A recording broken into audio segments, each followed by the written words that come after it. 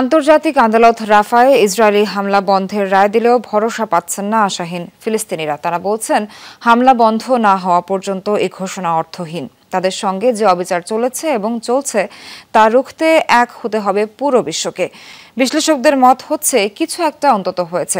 জোরালো হয়েছে ইসরায়েলের যুদ্ধাপরাধ ও গণহত্যার ইস্যুটি। ডিজাইন, এলিগেন্স, বিউটি, সেরা পণ্য সবার জন্য। সব হারিয়ে রাফার এই তাঁবুগুলো হয়ে উঠেছিল ফিলিস্তিনিদের প্রাণ বাঁচানোর শেষ আশ্রয়। কিন্তু এখানেও হামলা হচ্ছে, জীবন মৃত্যুর সংখ্যায় প্রতিটি মুহূর্ত কাটছে মুসলমানদের। এই যেমন সালওয়া আল-মার্সি গাজায় নিজের ঘরবাড়ি হারিয়ে প্রাণ নিয়ে ছুটে এসেছেন এই তাঁবুতে। গত 6 মাস এই রাফাতেই কেটেছে হতাশার অনিশ্চয়তায়। ইসরায়েলের বিরুদ্ধে আইসিজে রায় দিয়েছে শুক্রবার, কিন্তু তাতেও আশা জাগছে না এই নারীর। শুধু রায় কিংবা আশ্বাস নয়, আমরা কার্যকরী ব্যবস্থা দেখতে চাই। এর আগেও আমরা বৈঠক দেখেছি, আলোচনা দেখেছি, কিন্তু তারপরেও গাজায় গণহত্যা চলছে, যুদ্ধাপরাধ চলছে। আমাদের সাথে যা চলছে তা লজ্জাজনক। আমরা চাই আরব দেশগুলো সহ পুরো বিশ্ব একজোট হয়ে ইসরায়েলের এই অভিযান রুখে দিক। আন্তর্জাতিক বিচার আদালত আইসিজের রায়ে রাফায় হামলা বন্ধ করতে বলেছে ইসরায়েলকে। অনাহার অর্ধাহারে থাকা ফিলিস্তিনিদের জন্য জরুরি ত্রাণ সরবরাহে কার্যকর ব্যবস্থা নিতে বলেছে তারা। মন্দের ভালো হিসেবে রায়কে স্বাগত জানিয়েছে ফিলিস্তিন কর্তৃপক্ষ।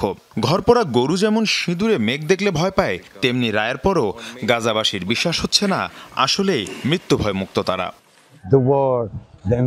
পুরো বিশ্ব এক হলেও এই আগ্রাসন থামাতে পারবে না, কারণ গেল ৭৬ বছর ধরে এই লড়াই চলছে। পুরো গাজা ধ্বংস হয়ে গেছে, তাই এখন এই মুহূর্তে হামলা বন্ধ করার কোনো বিকল্প নেই।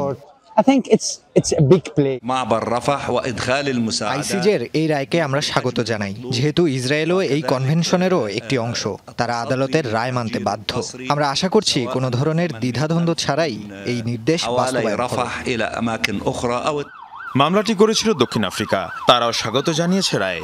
যদিও বিশ্লেষকরা মনে করিয়ে দিচ্ছেন, এই রায়ের বাস্তবায়ন সহজ নয়, খুবই চ্যালেঞ্জিং। তারা মনে করেন, পুরো বাস্তবায়ন না হলেও এতে অন্তত জোরালো হলো গাজায় ইসরায়েলের যুদ্ধাপরাধ এবং গণহত্যার বিষয়টি। নিঃসন্দেহে এটা আইসিজের বড় একটি পদক্ষেপ, কিন্তু মনে রাখতে হবে দুই ধরনের ঝুঁকিতে রয়েছে গাজাবাসী। প্রথমত ইসরায়েলি হামলা, দ্বিতীয়ত খাদ্য সংকট। তাই ত্রাণ সরবরাহের জন্য ক্রসিং উন্মুক্ত এবং নিরাপদ না হওয়া পর্যন্ত রাফায় হামলা বন্ধ করাটাই যথেষ্ট নয়, এটি বাস্তবায়ন করাটাই সবচেয়ে কঠিন কাজ।